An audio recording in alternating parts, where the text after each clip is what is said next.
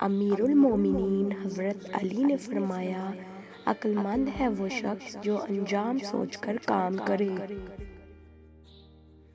کسی کا عیب تلاش کرنے والے کی مثال اس مکھی سی ہے جو سارا خوبصورت جسم چھوڑ کر زخم پر بیٹھتی ہے۔ حسد نہ کرنے سے بدن تندرست رہتا ہے۔ ایسا بہت کم ہوتا ہے کہ جلد بازی کرنے والا انسان نقصان نہ اٹھائے، اور ایسا ہو نہیں سکتا ہے کہ صبر کرنے والا ناکام ہو جائے۔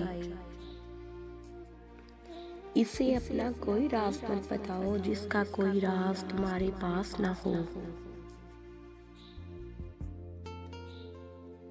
اچھے لوگوں کا تمہاری زندگی میں آنا تمہاری قسمت ہوتی ہے، اور انہیں سنبھال کر رکھنا تمہارا ہنر۔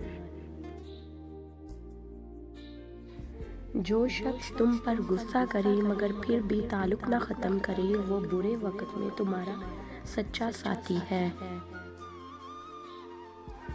سب سے بڑا عیب یہ ہے کہ تم کسی پر وہ عیب لگاؤ جو خود تم میں موجود ہے۔ صبر ایک ایسی سواری ہے جو اپنے سوار کو گرنے نہیں دیتی، نہ کسی کے قدموں میں اور نہ کسی کی نظروں میں۔